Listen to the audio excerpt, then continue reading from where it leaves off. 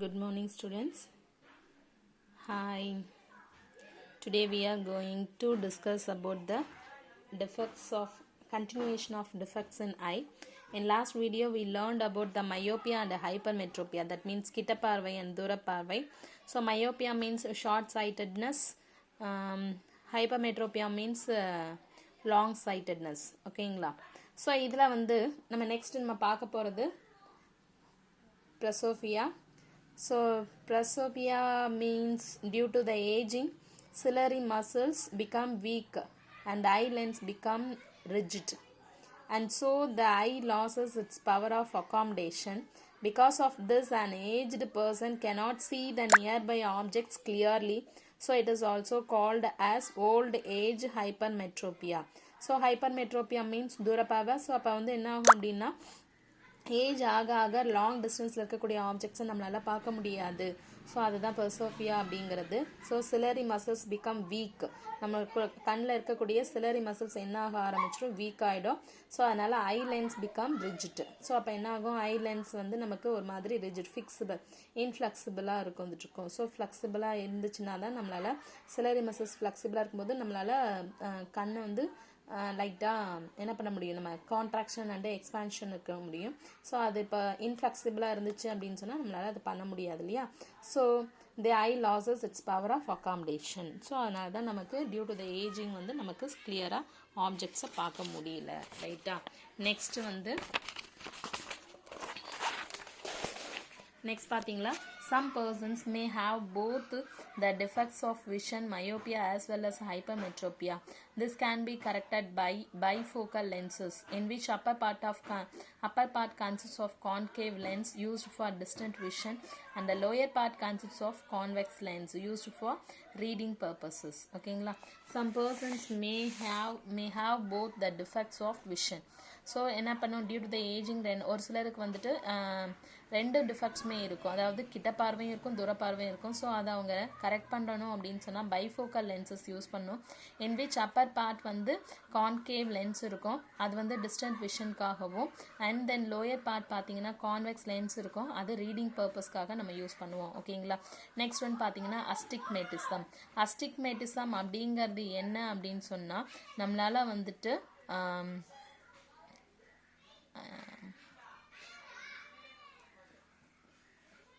in this defect பார்த்தீங்கன்னா I cannot see parallel and horizontal lines clearly. parallel linesையோ, அதாவது ஒரு படிச்சுட்டு இருக்கோம் அப்படின்னா நம்மளால parallel lines என்ன இருக்குது, ஸோ அதாவது parallel-ஆக இருக்கக்கூடியதை நம்மளால கிளியராக பார்க்க முடியாது. parallel and horizontal lines clearly. It may be inherited or acquired. It is due to the imperfect structure of eye lens because of the development of cataract on the lens. Ulceration of cornea, injury to the refracting surfaces, etc. Astigmatism can be corrected by using cylindrical lenses. ஓகேங்களா. So இப்போ நம்ம படிச்சுட்டு இருக்கும்போது horizontal parallel, இது இப்படி parallel ஹரிசாண்டலில் இந்த லைன்ஸை நம்மளால் கிளியராக அப்சர்வ் பண்ண முடியாது. ஸோ இந்த மாதிரி பேரலாக இருக்கக்கூடியதை நம்மளால் என்ன செய்ய முடியாது, கிளியராக பார்க்க முடியாது. ஸோ அதுக்கு நம்ம ஆக்சிடெண்ட்டாக இருக்கலாம், அல்சரேஷன் ஆஃப் கார்னியா இருக்கலாம், அதாவது injury to the refracting surfaces, cataract வளர்றதுனால இருக்கலாம். ஸோ இந்த மாதிரியான ப்ராப்ளத்தினால அஸ்டிக்மேட்டிசம் வரும். இதை கரெக்ட் பண்ணுறதுக்கு சிலிண்ட்ரிக்கல் லென்சஸ் யூஸ் பண்ணி கரெக்ட் பண்ணிக்கலாம். நெக்ஸ்ட் பார்த்தீங்க அப்படின்னு சொன்னால் microscope. This is an optical instrument which helps us to see the tiny objects. That means very small objects. It is classified as simple microscope and compound microscope. And simple microscope is simple microscope அப்படிங்கிறது ஒரு convex lens of short focal length. It is held near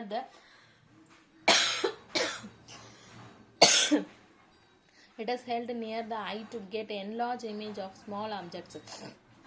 smaller ஆப்ஜெக்ட்ஸை நம்ம பெருசாக பார்க்கறதுக்கு use பண்ணக்கூடியது simple microscope. இது பார்த்தீங்கன்னா short focal length இருக்கக்கூடிய கான்வெக்ஸ் லென்ஸை யூஸ் பண்ணுவோம். Let an object AB is placed at a point within the principal focus of the convex lens and the observer's eye is placed just behind the lens. So என்ன பண்ணுறோம், ஏபிங்கிறது object. So and then within the principal focus of a convex லென்ஸுக்கு focal லென்ஸ்குள்ளாரையே principal focus பாயிண்ட்குள்ளாரையே நம்ம வச்சிடணும். And the observer eyes is placed just behind the லென்ஸுக்கு பின்னாடி இங்கே நம்ம யூஸ் பண்ணியிருக்கோம். ஓகேங்களா? ஸோ அப்போ ஒரு ஆப்ஜெக்டை கான்வெக்ஸ் லென்ஸுக்கு அதோடைய பிரின்சிபல் ஃபோக்கஸில் நம்ம ஆப்ஜெக்டை பிளேஸ் பண்ணுறோம். தென் நம்ம இன்னொரு இதில் டைரக்ஷனில் இருந்துட்டு நம்ம பார்க்குறோம் அப்படின்னு சொன்னால் அதனுடைய இமேஜ் எங்கே கிடைக்கும் அப்படின்னா, as per this vision the convex lens produces an erect, visual and enlarged image. The image formed is in the same side of the object and the distance equal to the least distance of distinct vision d. ஓகேங்களா? So இதை தான் நம்ம சொல்லிடுறது simple மைக்ரோஸ்கோப்பில் நம்ம use பண்ணுறக்கூடிய டெக்னிக்கு. So lens இருக்குது, லென்ஸோடைய opposite சைடில் வந்துட்டு நம்ம வந்து லென்ஸோட இன்னொரு எண்டில் நம்ம பார்க்குறோம், இன்னொரு எண்டில் பார்த்தீங்கன்னா ஆப்ஜெக்ட்ஸ் இருக்குது. ஸோ அந்த இமேஜ் எங்கே ஃபார்ம் ஆகும் அப்படின்னா அதோட ஆப்ஜெக்ட் எங்கே இருக்கோ அதே டைரெக்ஷனில் இருக்கும். ஸோ இது பார்த்தீங்க எவ்வளோ டிஸ்டன்ஸ் இருக்கும் அப்படின்னு பார்த்தீங்க அப்படின்னு சொன்னால் டிஸ்டிங்க்ட் விஷன், அதாவது நம்ம பார்க்கக்கூடிய டிஸ்டன்ஸ் விஷன் எவ்வளோ இருக்கோ, the distance of distinct vision எவ்வளோ தூரத்தில் இருக்கோ அந்த இடத்துலையே நமக்கு கிடைச்சிடும். That is d is equal to 25 centimetre. ஓகேங்களா? Uses of simple microscope. Simple மைக்ரோஸ்கோப்புடைய யூசஸ் என்ன அப்படின்னு பார்த்தீங்கன்னா, by watch repairs and jewellers, repairers கிட்டையும் ஜுவல்லர்ஸ் கிட்டையும் இருக்கும். அண்ட் தென் சிம்பிள் மைக்ரோஸ்கோப் பூத கண்ணாடின்னு நம்ம சொல்லுவோம். வீட்டிலலாம் சில பழைய வீட்டிலலாம் இருக்க நம்ம ஓல்டு தாத்தா பாட்டிங்கெலாம் இருக்கிறாங்க அப்படின்னா அவங்கக்கிட்ட வந்து பூத கண்ணாடின்னு சொன்னால் அவங்கெல்லாம் வச்சுருப்பாங்க. ஸோ அதை தான் நம்ம சொல்கிறது simple microscope. To read small letters clearly, to observe parts of flower, insects, etc., to observe fingerprints in the field of forensic science. ஓகேங்களா? நெக்ஸ்ட் ஒன் பார்த்தீங்கன்னா compound microscope. Compound microscope is also used to see the tiny objects. It has better magnification power than simple microscope. Simple microscope உடைய advanced technique தான் compound microscope ன்னு சொல்றோம். Magnification power of microscope can be increased by decreasing the focal length of the lens used.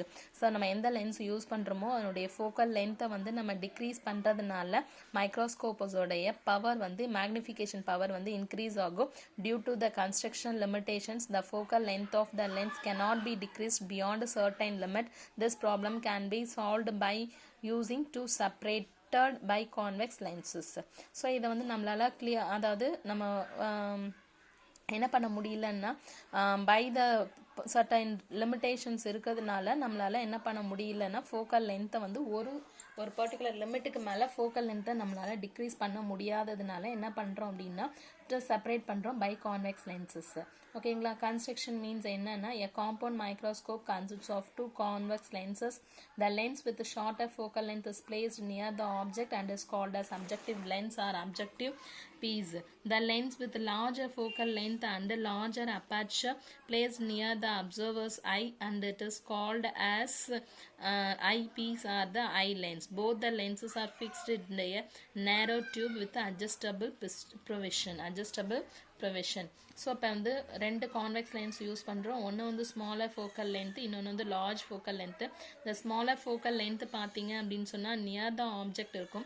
And then நம்மளுடைய larger focal length near the eye இருக்கும். So இதனால் இது ஐ lens R ஐ பீஸ்ன்னு சொல்கிறோம். இதை வந்து ஸ்மாலர் ஃபோக்கல் லென்த் இருக்கிறதுனால ஆப்ஜெக்ட் பக்கத்தில் இருக்குன்னா அப்ஜெக்டிவ் லென்ஸ் ஆர் அப்ஜெக்டிவ் பீஸ்ன்னு நம்ம சொல்கிறோம். ஓகேங்களா? ஒர்க்கிங் என்ன அப்படின்னு சொன்னால் working பார்த்தீங்க அப்படின் பொழுது the object AB is placed at a distance slightly greater than the focal length of objective lens. objective lens உடைய focal length விட slightly greater distanceல object place பண்ணிட்டோம். ஓகேங்களா? so a real and inverted image, inverted and magnified, a real inverted and magnified image is formed at the other side of the objective lens. A real inverted and magnified image is formed at the other side of the objective lens. This image behaves as the object for the eye lens. This image behaves as the object for the eye lens. eye lensக்கு அது எப்படி இருக்கும் அப்படின்னு சொன்னா image மாதிரி form ஆகும். That means என்னன்னா இதனுடைய ஆப்ஜெக்டுடைய image வந்து இங்க இன்வெர்டட் அண்ட் எரெக்ட் ரியல் இமேஜாக இருக்கும், இன்வெர்டட் இமேஜாக இருக்கும், அண்ட் தென் மேக்னிஃபைடு இமேஜாக இருக்கும். அது வந்து in between the two lenses form ஆகும். இப்போ இந்த இமேஜ் வந்து இது இந்த ஐ லென்ஸுக்கு எப்படி இருக்குன்னா ஒரு ஆப்ஜெக்ட் மாதிரி ஆக்ட் ஆகும். The position of the eye lens is adjusted. இதை நம்ம அட்ஜஸ்ட் பண்ணோம், ஐ லென்ஸை அட்ஜஸ்ட் பண்ணோம்னா that the image falls within the principle of eyepiece. அப்போ this eyepiece forms a virtual enlarged and erect image A dash B dash இங்க நமக்கு கிடைச்சிரும் on the same side of the object. Compound microscope has 50 to 200 times more magnification power than the simple microscope. இது object lens, இது ஐ lens R eyepiece. இங்கே இருக்கக்கூடிய object due to this இதனால் என்ன ஆகும், இந்த லென்ஸ்னால இந்த ஆப்ஜெக்டோடைய இமேஜ் வந்து அதுவும் மேக்னிஃபைடு ரியல் இன்வெர்டட் இமேஜ் கிடைக்கும். இங்கே ஐபீஸ் நம்ம அட்ஜஸ்ட் பண்ணும்பொழுது நமக்கு என்லார்ஜ் இமேஜ் அண்ட் அந்த எரெக்ட் இமேஜ் வந்து சேம் சைடில் கிடைச்சிரும். அதை வந்து நம்மளால் ஐபீஸ் வழியாக பார்க்க முடியும். ஸோ நெக்ஸ்ட் ஒன் பார்த்தீங்கன்னா இதனுடைய மேக்னிஃபிகேஷன் பவர் எவ்வளோ இருக்கும்னா 50 to 200 டைம்ஸ் மோர் மேக்னிஃபிகேஷன் பவராக இருக்கும். ஓகேங்களா. நெக்ஸ்ட் நம்ம பார்க்கறது traveling microscope. A traveling microscope is one of the best instrument for measuring very small length with a high degree of accuracy at the order of 0.01 millimeter. It works based on the principle of Vernier. Its least count is 0.01 millimeter.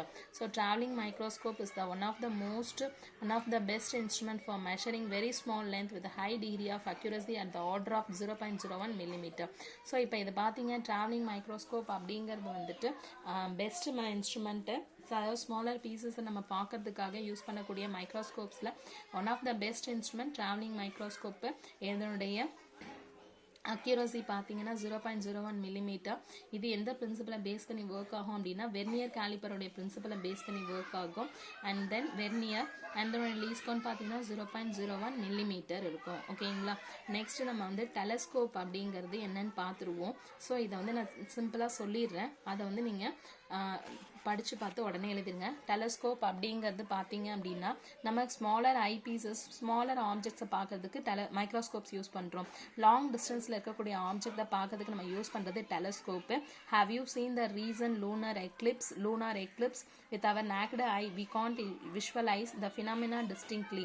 Then how can we see the distant object in clear manner? It is possible with the telescope வந்து வச்சு தான் நம்மளால என்ன பண்ண முடியும், long டிஸ்டன்ஸில் இருக்கக்கூடிய ஆப்ஜெக்ட்ஸை நம்மளால பார்க்க முடியும். John Lippershey, Galileo. ஸோ கலீலியோங்கிற வந்து ஒரு டெலஸ்கோப் கிரியேட் பண்ணுறாரு. அதுக்கப்புறம் கெப்லர் வந்து மறுபடியும் அதை இன்னும் வந்து அட்வான்ஸ்டாக மாற்றுறாரு. லிப்பர்ஸி கலீலியோக்கு அப்புறம் கெப்லர் வந்து இன்னும் அதை அட்வான்ஸ்டு டெக்னிக்கில் கொண்டு போய் டெலஸ்கோப்பை கொடுக்குறாங்க இன் 1611. அதுக்கப்புறம் டைப்ஸ் ஆஃப் டெலஸ்கோப் என்ன இருக்குது பார்த்தீங்கன்னா ஆப்டிக்கல் ப்ராப்பர்ட்டிக்காக யூஸ் பண்ணக்கூடியது தான் டெலஸ்கோப் அப்படின்றோம். According to optical property it is classified into 2 groups. அந்த 2 groups பார்த்தீங்கன்னா refracting telescope, refracting telescope. Refracting telescope பார்த்தீங்க அப்படின்னு சொன்னால் lenses are used and then Galilean telescope, Keplerian telescope, achromatic telescope or some refracting telescope. Reflecting parabolic mirrors use பண்றோம் are used as Gregorian, Newtonian, Gasgrian telescopes are some reflecting telescope. According to the things which are observed, astronomical telescope, terrestrial telescope. Astronomical telescope means வந்து நம்ம என்ன பார்ப்போம் அப்படின்னு சொன்னா stars, planets, galaxies and satellites. இதை வந்து நம்ம பார்க்கறதுக்கு யூஸ் பண்றது தான் astronomical telescope. terrestrial telescope அப்படின்னு பார்த்தீங்க அப்படின்னா அது வந்து நம்ம astronomical telescope. This image is an astronomical inverted இருக்கும். So it is not suitable for viewing objects on the surface of the earth. Therefore a terrestrial telescope is used. It provides an erect image. The major difference between the astronomical and terrestrial telescope is erecting the final image with respect to the object. அங்க வந்து நம்ம astronomical telescopeல inverted image கிடைக்கும், terrestrialல பார்த்தீங்கன்னா erecting image. So erected image நமக்கு கிடைக்கும். ஓகேங்களா. So அதாவது எந்த மாதிரி ஆப்ஜெக்ட் வச்சிருக்கோமோ அந்த மாதிரி இமேஜ் நமக்கு கிடைக்கும். ஓகே. நெக்ஸ்ட் பார்த்தீங்கன்னா அட்வான்டேஜஸ் ஆஃப் டெலஸ்கோப் என்னன்னா elaborate view of the galaxies, planets, stars and other heavenly bodies is possible. நம்மளால் லாங் டிஸ்டன்ஸில் இருக்கக்கூடிய கேலக்சிஸ், பிளானட், ஸ்டார்ஸ் எல்லாத்தையும் கிளியராக அப்சர்வ் பண்ண முடியும். Camera can be attach for taking photograph for the celestial objects. Celestial objects means வந்து நம்ம ஸ்பேஸில் இருக்கக்கூடிய ஆப்ஜெக்ட்ஸை வந்து நம்மளால் ஃபோட்டோகிராஃப் எடுக்க முடியும், அது கேமரா அட்டாச் பண்ணி. And then telescope can be viewed even with the low intensity of light. Telescope வந்து லோ இன்டென்சிட்டி ஆஃப் லைட் இருந்தாலும் நம்மளால் டெலஸ்கோப் வச்சு பார்க்க முடியும். டிஸ்அட்வான்டேஜஸ் என்னன்னு பார்த்தீங்கன்னா ஃப்ரீக்வெண்ட் மெயின்டெனன்ஸ் நீடட். நம்ம கரெக்டாக அதை எப்போவுமே மெயின்டைன் பண்ணிக்கிட்டே இருந்துகிட்ருக்கணும். ஸோ நம்ம பார்க்குறப்ப மட்டும் அதை கரெக்டாக தொடச்சி வச்சுறது இல்லை, எப்போவுமே கரெக்டாக மெயின்டைன் பண்ணிகிட்டே இருக்கணும். It is not easily portable one. அங்கேயும் தூக்கிட்டு போகிறதுக்கான ஒரு ஈஸியான திங் கிடையாது. ஓகேங்களா? Right. Thank you students. Second lesson முடிஞ்சிருச்சு. இதனுடைய கொஷின் அண்ட் ஆன்சர் நெக்ஸ்ட் கிளாஸில் நம்ம பார்ப்போம். ப்ராப்ளம் தீம் பார்த்துருவோம். Thank you students.